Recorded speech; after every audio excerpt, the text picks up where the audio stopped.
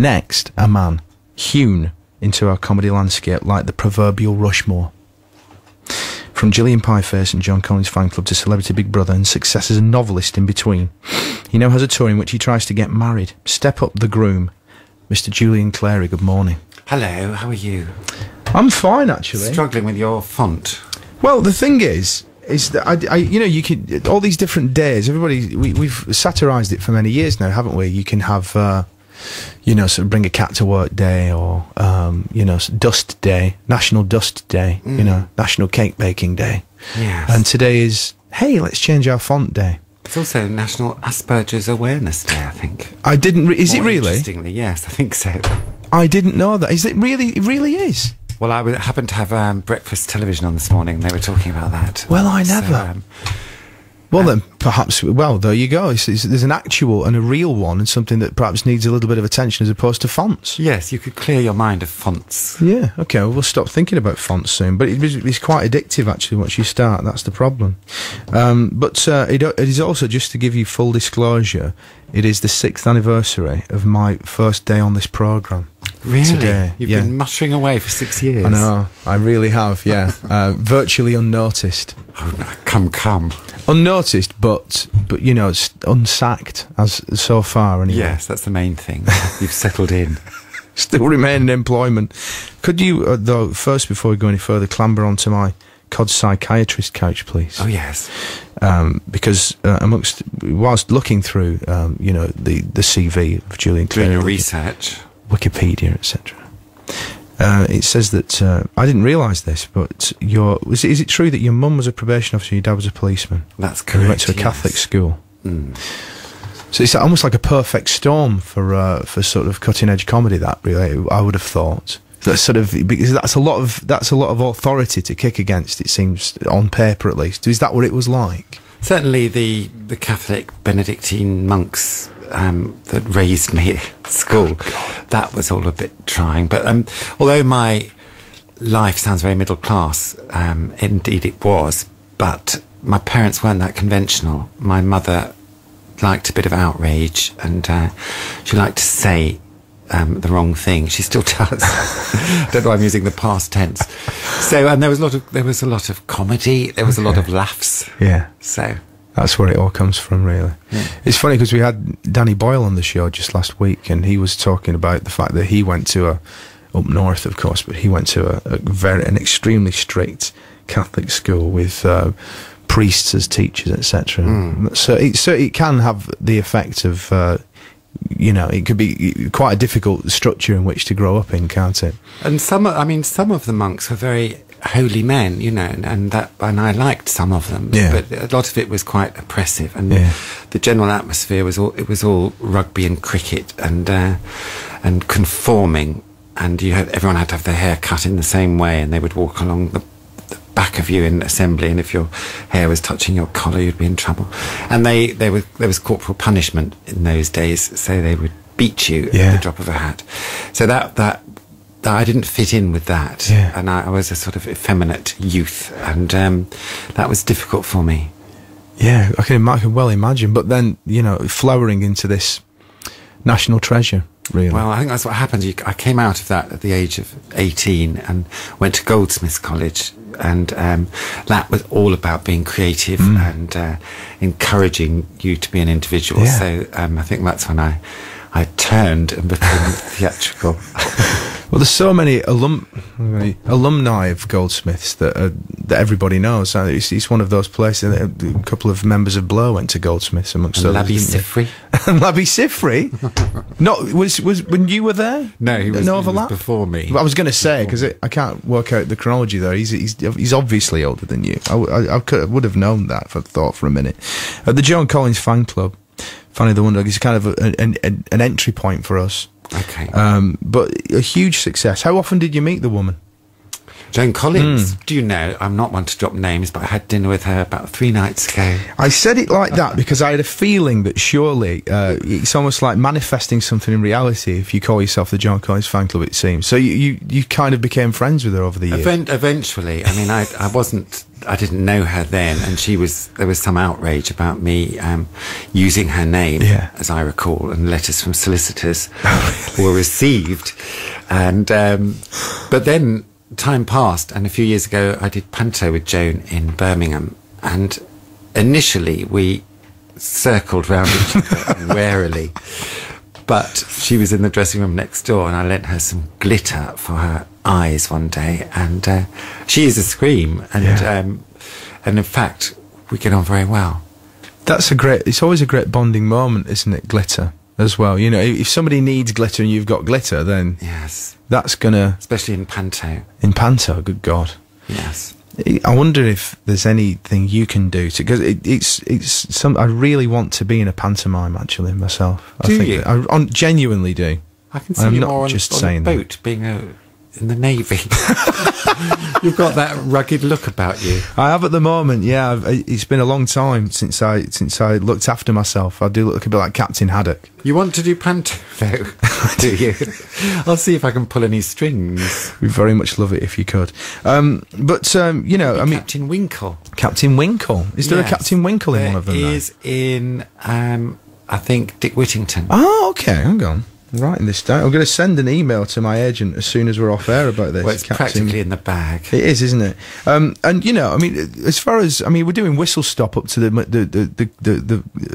actual day we're on now, but Celebrity Big Brother as well was a colossal thing for you, wasn't it? I mean, you've said quite candidly in the past that, you know, you kind of do it for the money sometimes and a bit for the publicity, but it was obviously a little bit more than that in the end, wasn't it? Well, it was. I've always watched it and I've always liked it, and I thought, when they asked me, I thought not many people get asked to do, you know, to see experience it from the other side, and of course it's really quite hard. It's not a house that you think it is. It's a TV studio, and you are, despite yourself, emotionally manipulated by Big Brother, and you have to kind of give in to that and let yourself be broken down. I liked it because I won. That's an incredible endorsement from the viewership, though, isn't it? That's a lovely thing. It must be quite nice, and however much you want to distance yourself from it, I would have thought if you do get sucked into it, you're kind of like, I don't want to be the first off. I know, it could have gone either way, you see. It was a high risk thing, and lots of people said don't do it because you're not suited to that sort of thing. And I wasn't suited to it because I'm not that sociable. I quite like sitting there being quiet. But I worked out, you know, it's an hour. They film you all the time, obviously, and the programme is an hour long. As long as you're funny twice a day, I can manage that. That's quite a good strategy, though. See, instead, because I guess a lot of people in Celebrity One do go in thinking, I've just got to be on all the time. Tits and teeth, it's going to be fantastic. I'm just going to be and that must get quite tiring because you are quite a private person, really, aren't you? You live in the countryside. You don't really, you know, you're not really hamming it up in the ivy all the time, are you? So it must have been, because a lot of the other people in there they are really going for it, aren't they? You can see. I mean, it's the psychology of it is all very interesting when you're in there. You can see people planning, you know, and I'm going to be really the life and soul. I'm going to be the extrovert, and you can't keep that going unless it's absolutely the way you are. So sooner or later, the truth is revealed. And to what an incredible effect as well. The fact that you're a novelist as well was not go unmentioned, and a successful one at that. You've had a fair few books out now, but you're back on the road. You're back on tour.